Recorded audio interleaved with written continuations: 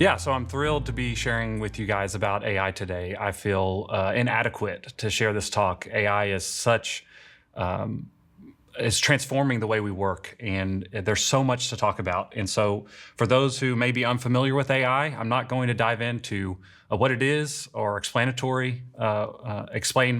jargon or terminologies.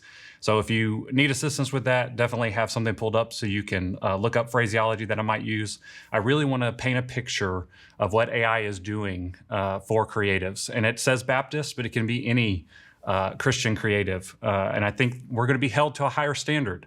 So everything about this title has been very intentional. Shoptalk, because I'm just going to be sharing how I'm using it, what I've learned. There are no experts, and so this is coming out of Mitchell Bruce lens.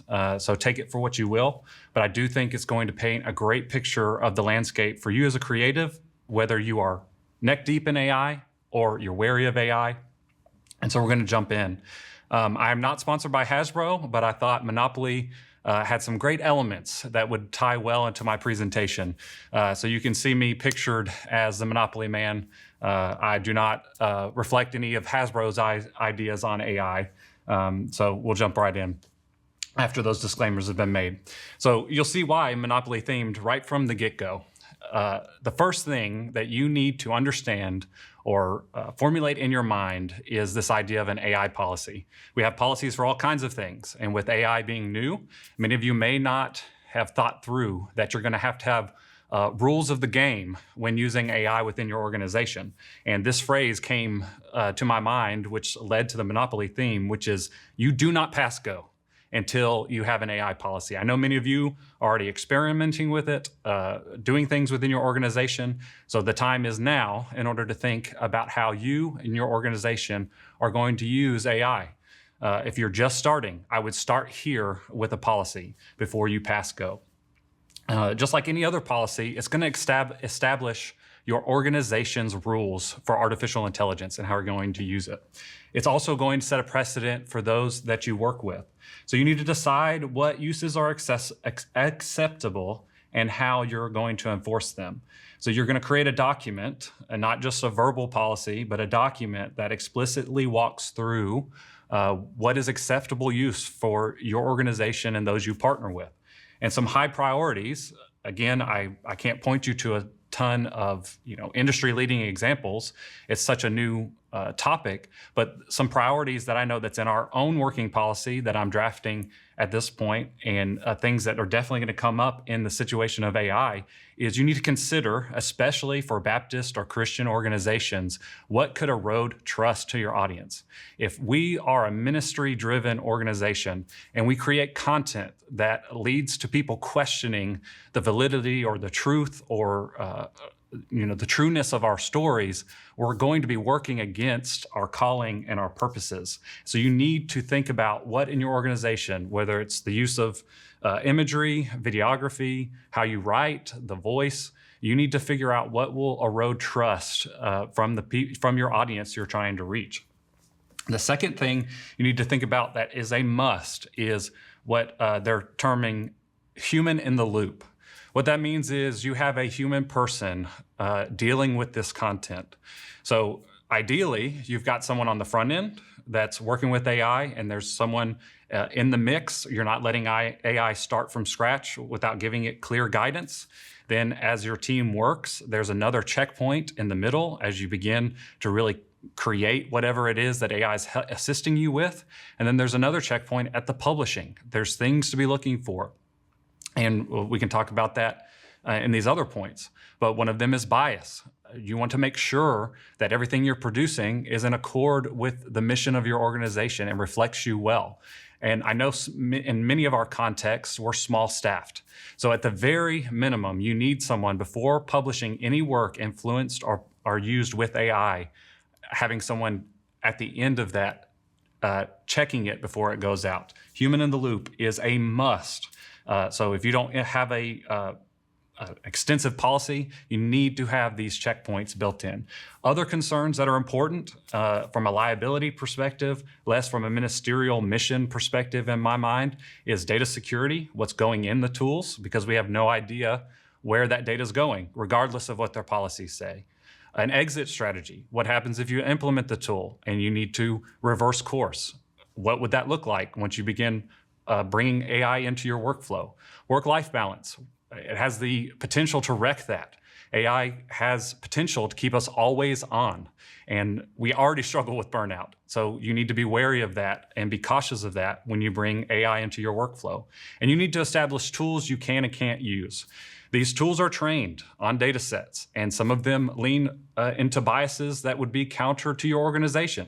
Some of these things would create things that you wouldn't like to publish on your platforms and in your messaging channels. So you need to be aware of that and have a scenario in place to be able to walk through those issues. So you can't pass go until you have at least thought through what would involve writing a policy for your organization.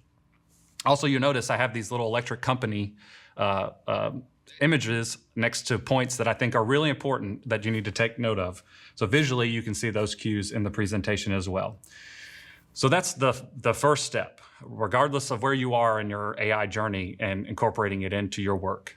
Now I want to talk about kind of, especially for those who don't really know where to get started or are just beginning in their AI journey, what is the status of AI in its relationship to the creative landscape in the present?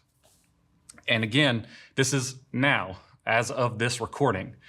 Things could radically change in the next week, the next day, the next month. The developments for artificial intelligence in the workplace and what it is doing to humanity is ever changing. And so this is the landscape I see right now. Number one, there's tools everywhere and being tailored for specific use cases. So there's not a singular tool that is going to do everything equally well. And there are going to be some tools that only do one thing extremely well and would be more appropriate for your use case, depending if you're a specialist or if you're more of a generalist like I am in my workplace. So there's tools everywhere, and I have a list that we'll get to later. There is no singular expert. There's not a website, a resource, a person that you can consult that's going to give you everything you need to know about artificial intelligence. In fact, they're still studying it. The creators of these tools, and Anthropic has been very open in blog posts that they're trying to figure out exactly how AI thinks. So not even the tool creators have a 100% grasp on what the tool can do and how it works. But they are great resources for when you're trying to learn to interact with that tool. So ChatGPT has prompting guides that can help you in that. So there's no singular expert and there's no singular tool. And so unfortunately, there's a lot of learning as you think about how AI can help you. And you'll see a theme as we mention it right here, that unfortunately, as much as the AI companies want you to think about it this way, it's not a magic pill that saves you from doing extra work. And we'll talk more about that. But there's definitely no singular entry point that is just going to change your workflow and really save you all the time. It's just going to save you some of the time. The other point that I think is really important to note here is that if you don't have a peer group that you're working with and asking how they're using artificial intelligence, it's really not going to grow your use. In the same way that there's no expert, some of these tools, the tool creators, rely on feedback from their users to know what is working well and what's not working so well. And so you need to find a community group that you can share ideas with and bounce information back and forth to see how you can do your work better. So kind of a summary, AI at present is a huge help and can really expedite your workflow, not replace your workflow.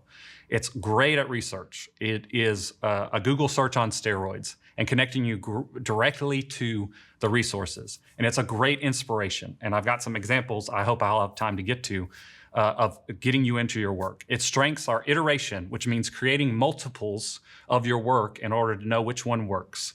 It's great at customization. So when you don't know how to speak to a certain generation or a certain context, it's great at giving you that information. And it's great at ideation, which means helping you get started with whatever it is you're trying to accomplish. So things to consider, though, as you begin to incorporate it into your workplace. The first thing that is a killer for people in communications, marketing, or the like, is that it can create uniformity. And not just uniformity within your own organization, but as people compare what you are doing with other groups. So it can be a detriment as you're trying to save time. You can begin to create works that look all the same, or AI tends to have tells that can show up. The dash was one of those that you saw in the writing tools. And then ChatGPT, if you use it for image creation, especially coloring book pages or cartoony-like items, it has a default preference, and you can begin to see that. And if you're trying to get your message to stand out in a world that is already bombarding your audience, creating content for the sake of expediency could cause you to be uniform and therefore get lost in the mix. And that's something to keep in mind. You have this problem that I'm calling stock imagery adjacent. So for the sake of time, we've been using stock imagery a lot in our work. I mean, that's been decades. But this can create a similar problem that you might think it's solving. So yes, it might be a different image, and you may not run into the problem of using the same stock image as another organization, but it's still not a unique image from your context. So anywhere that you can, it's been a rule for a long time now that anytime that you can get actual photos, actual settings, actual context of what your work is involving, it's better than trying to use something that is disconnected from that. And so you'll lose some of the authentic buy-in that you want, especially on social platforms and other places like website media. The other thing, especially for Baptists, that we may be running into is public perception of our work. Again, if we are a caretaker of this very important message of the gospel, and we are coming across as fake or just kind of doing subpar work by substituting AI into these contexts, you could get labeled as slop. That's a term that has been is perpetuating on social media, where it's just garbage AI content. Many of you probably have encountered that with Sora videos and what's going on social media right now. And that has been termed slop. And there's some pushback from the creative community that is unhappy with the amount that AI is seeping in and replacing people. And so again, as Christians, we believe in Imago Dei. And if we are trashing the opportunity to celebrate human creativity and work, we could be walking backwards in an effort to save time. And then that could be labeled as hypocrisy. It's also got something that I think a lot of early adopters may have run into and exited from, which is what I call this AI freelancer problem, which means if you work with a third party and you give them no direction on how you want to implement a project, then you're not going to like what your results are. And that's the same thing with AI. If you're quickly prompting and trying to get something produced quickly from AI and don't give it clear direction, you're not going to be happy with the product. And so it's not a magic productivity pill in that sense either. You've got to spend time with it and let it be a co-creator. So AI tools, for the sake of time, I'm going to run through this briefly. What this is, and you can take a photo of it on your screen, you can take a screenshot, however you're digesting this video, and look at these. So your all-around tools are ChatGPT, Claude, Gemini, and Copilot. These are language models that do a number of things well: generate imagery, videos, are great copywriters. Claude especially led for a time in coding. And so they have some specificity amongst the tools, but you can go to these tools and basically do anything you want. What I've got below is in your specific field of work, you can see tools that are specialized in that work. So writing, Grammarly, Jasper, which is a marketing copyright, and you can go through the list and see and experiment with some of the tools that are available to you in these specific areas.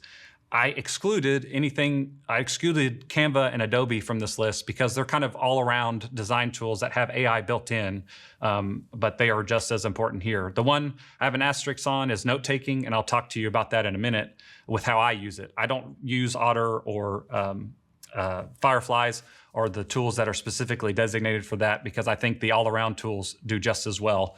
It can work into your workflow. And especially something I'm working on is creating a second brain. So at the bottom, you see file organization or reference. That includes Notebook LM and Obsidian. And I highly recommend, if you are in as many meetings as I am, to begin incorporating those tools into your workflow. So uses. So now I'm going to talk about Mitchell's use of AI. And these are things that I feel like I have a strong case that AI is in my workflow, but it doesn't touch everything that I've been doing with AI. And maybe it'll encourage you and see how you can incorporate the tools into your workflow if you haven't already. So meeting management. I think I spend more time in meetings than ever before. And so one of the things that I've done is allow AI, even if I have someone taking notes that's a person, help me digest meetings. So right now, my preferred way that's very accessible to everyone is just pull up voice memo on your phone or your iPad or your laptop. I know most of you will have an Apple iPhone. If you have an Android, I didn't look up the equivalent, but I'm sure there is one. Then I allow it to transcribe the meeting after it's been recorded. And then I use Claude or ChatGPT to provide me an executive meeting summary. And I'd be surprised. I'm very active listening in meetings. I've surprised myself consistently what I've missed as it filters in that information into helpful points. And I chose Claude in the presentation because it's done better for longer meetings than ChatGPT. Research. I use it research daily for all these areas. Iteration, I have it work through all my projects and help give me different ideas and create different versions for different audiences, especially in the Baptist world with such a diverse audience that we speak to. I help it proof things for me. It definitely helps me write. Basically, the summary at the bottom point is I help it create a base for my content, and then I work through it intently and then allow it to also create some supplement. So you'll see I have a summary takeaway in a minute, but just know that most of the time when I'm using AI, I'm not letting it be the primary driver. I'm driving it to where I want it to go. So one example that I'll have time to share is this podcast rebrand. It's rudimentary, and again, there's so much more that you could be doing with AI, and I'm already experimenting with voiceovers and Sora and imagery creation to replace a lot of the Envato-like options that I have. But this one really this was the first time I really played with AI intently, and it opened my eyes to ways it could help me. So we used to have a podcast called Messages, which was just a sermon archive. And I wanted to rebrand it for a younger audience. And so I said, all right, AI, again, this is a very brief summary. All right, AI, I want it to speak to Gen Z. Give me some name ideas and art direction and what the content should look like. And it gave me several names. I did it several times. I combined two that stood out to me, and I saw that it said tapes. I was like, okay, all right, I remember cassette tapes, but I don't know who in a younger audience is going to remember it. And it said, well, it's becoming, in vogue to shift from not just records, but physical mediums like VHS tapes and cassette tapes, because it has this historic semblance or significance, and it would appeal to Generation Z because they're looking for something that has been around a long time. And I thought, no way, that's not true. And I did some supplemental research outside the AI tool, and it was very true. And if you've noticed, the amount of VHS tapes I've seen is scary and sickening, because I remember the Be Kind Rewind era, and I don't want to go back there. I don't want to go back there to the tapes getting torn up, but that's beside the point. It showed me a trend that I didn't even know was happening and allowed me to rebrand this podcast. So for the sake of time, I had other examples, but I'm going to skip past that to basically what is my summary overall. When you consider the landscape of AI for Baptist creatives, my recommendation for now is that AI augments, AI doesn't author, for many of the reasons I've outlined there. One, because we are about people, and so we want creative input. We don't want to just replace people with an AI tool, and that can generate all kinds of problems for us. It's not good enough to create a look that is so unique that people are not going to be able to discern that this is not AI yet. Now, it's probably getting there, and Sora is very scary with how realistic and how unique those videos can get, but it's not there yet. And I would caution you that as you think about, oh, AI is going to save me so much time, and I know that that's there because it's my own pull currently, is I don't have time to do anything. What can AI do to take stuff off of my plate? I don't think that way. Think, how can AI help me do my job better? not replace me. And we're already, most of us, generalists. And so all the news, scary news that's coming out about job displacement, I don't think is going to happen in our context in the near future, but over time, maybe so. But for now, you can not worry about it taking your job and running away from it and being scared of it. You need to think about how can it make you more productive and encourage you in your work and make you do your work better. So that is the big takeaway. If you've missed anything else, is that it augments your work and not authors your work for now. As things stand. So you've seen me in a variety of ways now if you follow Baptist Communicators. And I've now been the Monopoly Man. I've been the Greeter-in-Chief. I am echoing Napoleon in the headshot I submitted for this talk. And my generic picture there, I'd welcome you to follow me and ask questions and continue this dialogue to grow my peer group on AI. And so you can go to mitchellbruce.com. It has some blog articles that talk about much of the material that I presented here. And you can find me on many of the socials and other accounts under Brew. And at the bottom, I have a download code that gives you an opportunity for a free trial of some pro features of Perplexity. But I highly recommend you start trying Perplexity's Comment. It's an AI-first browser that has really transformed the way I work. And it's a great place to start for early adopters because it shows you all the many ways AI can be incorporated into your workflow. So we could have gone so many different ways with this presentation. There's still so much left to say. And so I'd love to continue that conversation. But now Brandon is going to come visit with me and ask some questions I will do my absolute best to try to answer. All right. Well, thanks again, Mitchell, so much for that presentation. And so when I think about a lot of people who, when they've seen AI coming onto the scene, and they think about the work and the things that it's able to accomplish, they tend to be a little bit hesitant, especially creatives. They see the work they see the things that it can produce and how quickly it produces them, and it can just make them a little nervous. So what would you say to those who are hesitant about adopting or incorporating AI into their work? Yeah, so AI is definitely a minefield, and there's a lot of places you need to watch where you step. And I know a lot of creatives myself that are adamant against it, and we need to be careful about what it does to the people we work with and the message that we're trying to promote about the Great Commission and God's love for everyone. So we need to walk that carefully. But it is the case that this technology is the new normal. It is a part of our life. And so I would say take baby steps. I think the reason why I started this presentation with drafting a policy is if you're nervous about it, think about all the things, like a strategy. I'm trying to remember what the word I'm looking for, but like policy. Scenarios, like you want to game what could be a detriment to your organization. And that's going to help you not step on those mines. It's the people that go into this just expeditiously and don't think through those things. So if you're hesitant, just think about what it would take and what it means and what mines you want to avoid, and then start small and see how it can help you, see what it can do. Because there is a lot of good that can come out of AI despite the negative publicity. And so I'd just say start small and walk through that, because it's not a fad. It's not 3D television. It's not going to go away. Right? This is the new norm, and we're already seeing it displace people in large companies. So it's going to be a reality of how we work moving forward. That's helpful. What would you say for communicators who are looking to steward their influence well in an age where platforms often can outpace maturity?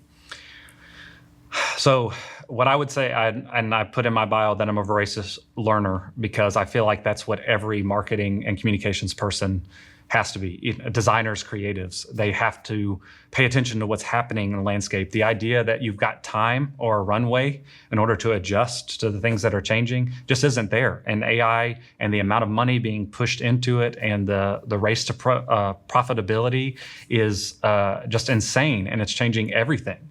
And so, weekly changes are happening. So you need to think and constantly be evaluating. And I would encourage, if you aren't an analytics person and numbers don't speak to you, you learn how to be one, so that you can maximize the ROI, to use a technical term, to maximize the return on your time, not just your investment financially, but your time. And we're all stressed and strapped for time. But if you will learn and just dive feet first, cautiously and as a good steward of that, I think it will help you steward your platforms better. I think the thing that most people have issue with, by the time they start to really get their hands around it, it's already changed. And so instead of waiting, go, I'll get to that later, I'll figure it out. Go all in as soon as you can and use a policy type mentality. Is this going to move the needle forward and with my audience I'm speaking to right now, or the audience that I want to see grow, and spend all your time on that. And that will help you not be so left behind and just go everywhere and not steward what you are doing effectively.